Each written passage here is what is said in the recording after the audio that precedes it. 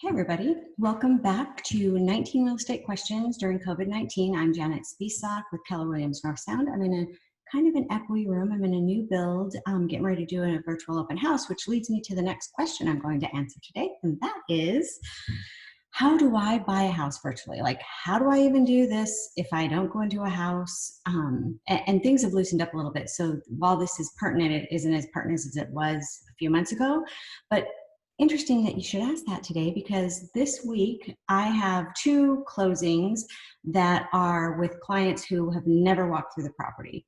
So, and actually this is pretty common for military. If you work with military in real estate, it's pretty common for them to buy things sight unseen because they're moving around the world all the time. So, but what I do when I do a virtual purchase for a client is we identify the properties that we want to go see, and then I just literally FaceTime, Zoom, whatever.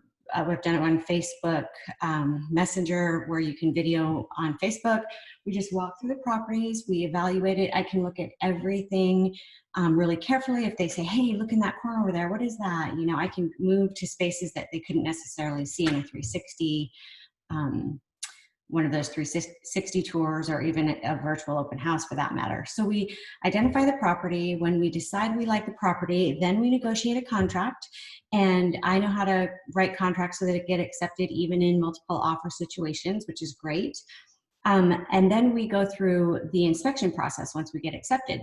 And that inspection process happens usually within 5 days of the original contract. And I'll just do the same thing. I just take a camera and we walk with the inspector. He tells them what he's gonna be looking for. And then we let the inspector do his job. We get the report back. And then if there's an opportunity to negotiate further at that point, then we do that.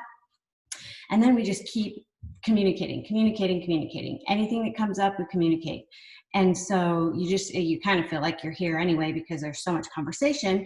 And then we move to closing. And if you're here when we close, then you go to local escrow and you sign papers. If you're not, like my two clients, they are both signing virtually. One is signing in Rhode Island and the other one is in Wisconsin. And then they are going to get here with their stuff, get the key from me, and move into the house they've never seen. I know it sounds a little wacky, but I've actually bought houses sight unseen. It's really not that scary once you do it.